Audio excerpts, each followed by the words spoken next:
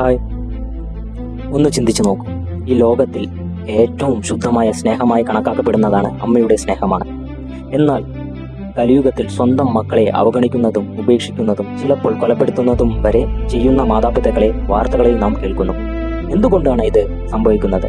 കാമ, ക്രോധ, ലോഭം, മാനസിക സമ്മർദ്ദം, ലഹരി, ഭൗതിക ജീവിതത്തിന്റെ സമ്മർദ്ദങ്ങൾ എന്നിവ മനുഷ്യന്റെ ഹൃദയത്തിൽ മൂടുമ്പോൾ സ്വാഭാവികമായി സ്നേഹവും കാരുണ്യവും ക്ഷയിച്ചു പോകുന്നു. ശ്രീല പ്രഭുപാദർ പറഞ്ഞിട്ടുണ്ട്, കലിയുഗം അത്രയേറെ മലിനമായിരിക്കുന്നു, അമ്മ പോലും തന്റെ സ്നേഹം ഉപേക്ഷിക്കുന്നു. ആയിരക്കണക്കിന് വർഷങ്ങൾക്ക് മുമ്പ് ശ്രീമദ് ഭാഗവതം കലിയുഗത്തിന്റെ ഈ ലക്ഷണങ്ങൾ പ്രവചിച്ചിരുന്നു. ഇന്ന് നമ്മൾ കാണുന്നത് ആ പ്രവചനങ്ങൾ സത്യമായിക്കൊണ്ടിരിക്കുകയാണ് എന്നതിന്റെ തെളിവാണ്. അതുകൊണ്ട് കലിയുഗത്തിന്റെ സ്വാധീനത്തിൽ നിന്ന് നമ്മെ സംരക്ഷിക്കാൻ ധ്യാനം, യോഗ, കൃഷ്ണാവബോധം ജീവിതത്തിൽ സ്വീകരിക്കണം. ഹൃദയം ശുദ്ധമാകുമ്പോൾ യഥാർത്ഥ സ്നേഹവും കരുണയും ഉത്തരവാദിത്വ ബോധവും സ്വാഭാവികമായി ഉണരും. Thank you.